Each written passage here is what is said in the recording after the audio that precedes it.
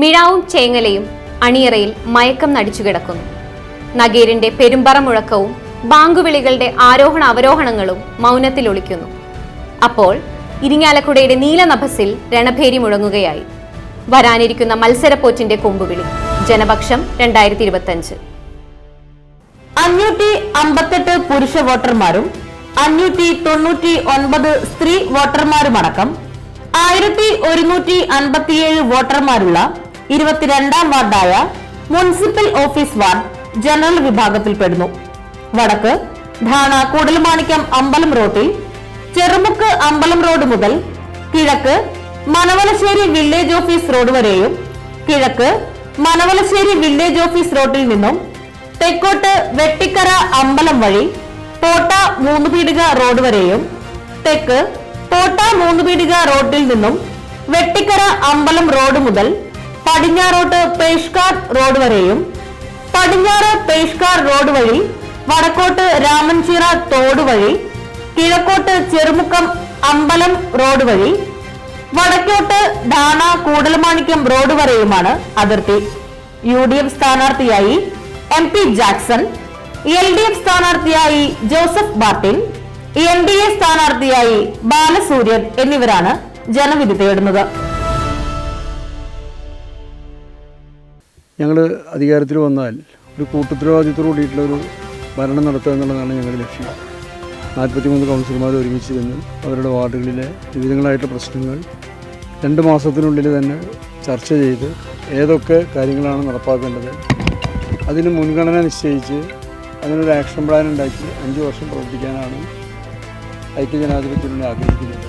ഈ തെരഞ്ഞെടുപ്പിൽ ഇപ്പോൾ ഏറ്റവും ഒടുവിൽ നമ്മൾ കാണുന്നത് സംസ്ഥാന രാഷ്ട്രീയത്തിൽ അയ്യപ്പൻ്റെ സ്വർണ്ണക്കൊള്ള അടക്കമുള്ള കാര്യങ്ങളിൽ വന്ന് ഈ ഗവൺമെൻറ് ബന്ധപ്പെട്ടിട്ടുള്ള ഒരു ചുഴലിക്കാറ്റിൻ്റെ ഉള്ളിൽ വന്ന് നിൽക്കുകയാണ് ഗവൺമെൻറ്.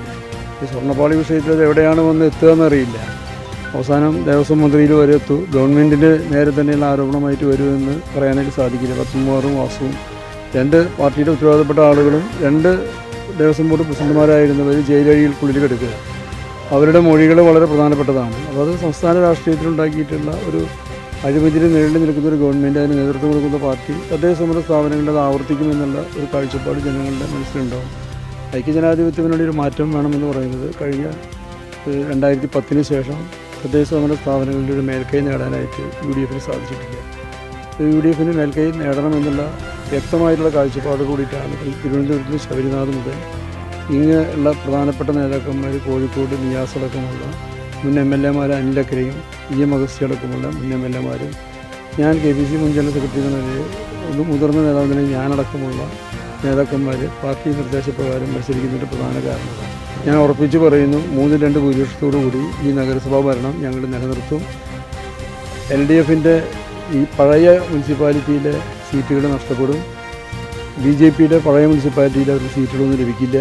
കുർത്തിശ്ശേരി മേഖലയിലും അവർക്ക് സീറ്റ് ലഭിക്കാത്ത സാഹചര്യം BJP മുക്ത നഗരസഭയാക്കി ഇരിങ്ങാലക്കുടയെ മാറ്റുക എന്നുള്ള ലക്ഷ്യം കൂടി ഇതിൻ്റെ ഭാഗമായിട്ട് ഞങ്ങൾക്കുണ്ട്.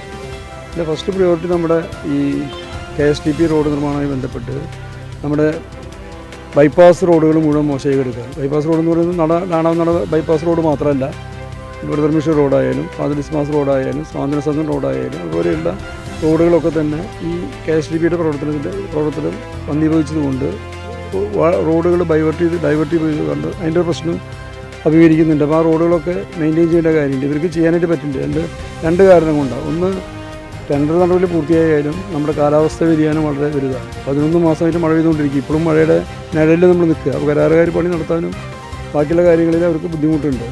നമ്മളൊരു കാര്യം തിരിച്ചറിയേണ്ടത്, കാണാനട ബൈപ്പാസ് റോഡിനെ കുറിച്ച് അത് മെയിൻറ്റെയിൻ ചെയ്യേണ്ട എന്ന് പറയുന്നുണ്ട്. ഇത് പറയുന്ന ആളുകൾ തിരിച്ചറിയേണ്ട കാര്യം, അന്നത്തെ കാലത്ത് ഒരു നയ പൈസ പോലും മുനിസിപ്പൽ ഫണ്ടിൽ ചിലവഴിക്കാതെ പൊതുജന സഹകരണത്തോടുകൂടി നിർമ്മിച്ച 18 മീറ്ററുള്ള റോഡാണ്. ഇതൊരു ചെറിയ കാര്യമല്ലല്ലോ. ഇപ്പോൾ റോഡുകൾക്ക് മുഴുവൻ പണം കൊടുത്തല്ലേ ആളുകൾ അക്വയർ ചെയ്യുന്നത്. ഒരു പണം പോലും കൊടുക്കാതെ എല്ലാവരും സഹകരിപ്പിച്ച് 18 മീറ്റർ വീതിയിൽ ഉണ്ടാക്കിയ റോഡാണ്. അതിൻ്റെ മെയിൻറ്റെയിൻ ചെയ്തതാണ്. പക്ഷേ അത് നമുക്കറിയാം, ഒരു പാടത്തിൽ നിന്ന് നടുവിൽ ഉണ്ടാക്കുമ്പോൾ എത്രയായാലും ഊറ്റുവെള്ളത്തിൻ്റെയൊക്കെ പ്രശ്നമായിട്ട് റോഡ് മെയിൻറ്റെയിൻ ചെയ്യാൻ കുറച്ച് ബുദ്ധിമുട്ടുണ്ട്. അതിനൊരു മുൻഗണന കൊടുത്തുകൊണ്ട് ഞങ്ങൾ രാജകീയ പാതയാക്കി ഞങ്ങൾ ഗൾഫ് രാജ്യങ്ങളിലൊക്കെ കാണുന്ന പോലെ 2 സൈഡിൽ ഈന്തപ്പനയൊക്കെ വെച്ച് വളരെ മനോഹരമായിട്ട് രാജകീയ പാതയാക്കുമെന്ന് ഞാൻ പ്രകടനപത്രികയിൽ പറയുന്നുണ്ട്. ആദ്യത്തെ പ്രയോറിറ്റി മറ്റുള്ള റോഡുകൾ എല്ലാം മെയിൻറ്റെയിൻ ചെയ്യുന്നതിന് 6 മാസത്തിനുള്ളിൽ നഗരസഭയിലെ എല്ലാ റോഡുകളും മെയിൻറ്റെയിൻ ചെയ്യണം എന്ന് പ്രകടന പത്രിക പറയുന്നുണ്ട്. അതുപോലെ തന്നെ 50% റോഡുകൾ 5 മീറ്റർ വീതിയുള്ള റോഡാക്കി മാറ്റും. എന്നൊരു ഫേസ് ബൈ ഫേസ് ആയിട്ട് നമ്മുടെ രാജ്യത്തിൻ്റെ മൊബിലിറ്റി കൂട്ടുക, ആളുകൾക്ക് യാത്രാ സൗകര്യം വർദ്ധിപ്പിക്കുക. അപ്പോഴാണ് നമ്മുടെ രാജ്യത്ത് എന്തെങ്കിലും കാര്യങ്ങൾ ചെയ്യാനായിട്ട് ആളുകൾക്ക് താല്പര്യം ഉണ്ടാകുന്നത്. പ്രധാനപ്പെട്ട വിഷയം എന്ന് പറഞ്ഞാൽ നമ്മുടെ ഈ വാർഡ് ഇതിനെക്കുറിച്ച് അറിയാൻ പ്രത്യേകിച്ച് ഞാൻ പറയണമെന്നില്ല. എന്നാലും ഇത്രയും കൊല്ലം പഠിച്ച 25 കൊല്ലം പഠിച്ചിട്ട് എന്തൊക്കെ ചെയ്തു എന്നുള്ളത് കാണാൻ എല്ലാവർക്കും പറ്റണതാണ്. ഇപ്പോൾ നമ്മളെ സംബന്ധിച്ച് നമ്മൾ വികസനമാണ് നമ്മൾ മെയിനായിട്ട്. നമ്മുടെ മുമ്പിൽ നട്ടലുള്ള പ്രധാനമന്ത്രി ഉള്ള സമയത്ത് നമുക്ക് എല്ലാവർക്കും വികസനം നടക്കുന്നുണ്ട്. അപ്പോൾ അതിൻ്റെ ഒരു ഭാഗമായിട്ട് നമ്മൾ ഇരിഞ്ഞാലക്കുടയ്ക്കും നമ്മളത് കിട്ടണം എന്നുള്ളൊരു ആഗ്രഹങ്ങളുകൊണ്ടാണ് നമ്മൾ ഇതിനെ ഇറങ്ങി തിരിച്ചേക്കുന്നത്. അപ്പോൾ അത് എല്ലാം നല്ല രീതിയിൽ ചെയ്യാൻ പറ്റുമെന്നാണ് നമുക്കുള്ള പ്രതീക്ഷയിലുള്ളത്. അപ്പോൾ ഒരു 5 കൊല്ലം നമുക്ക് തന്നു നോക്കട്ടെ. അപ്പോൾ നമ്മൾ അതിനുള്ള വികസനം നമ്മൾ കാണിച്ചു തരാം. പ്രധാനപ്പെട്ട വിഷയം നമ്മുടെ റോഡുകളുടെയാണ്, ശോചനീയാവസ്ഥയാണ് എല്ലാവരും എടുത്തു പറയണത്. പിന്നെ നമ്മൾ ഇലക്ഷൻ വരുന്ന സമയത്ത് ചെയ്തിട്ടുള്ള കാര്യങ്ങളല്ല വേണ്ടത്, നമുക്ക് മുൻകൂട്ടി എല്ലാം ചെയ്യേണ്ടതാണ്. ഇലക്ഷൻ വരുന്ന സമയത്ത് നമ്മൾ ഓരോ കാര്യങ്ങൾ ചെയ്തിട്ടുള്ളല്ലോ വികസനം. അപ്പോൾ അതുകൊണ്ട് അതിനെക്കുറിച്ച് മനസ്സിലാക്കണം. ഏറ്റവും മുൻപന്തിയിൽ നിൽക്കുന്നത് നമ്മുടെ ഇരിഞ്ഞാലക്കുടയിലത്തെ റോഡാണ് ഏറ്റവും മോശമായിട്ട് കിടക്കുന്നത്. ഏത് വയലിലേക്ക് നോക്കിയാലും ഇരിഞ്ഞാലക്കുടയിൽ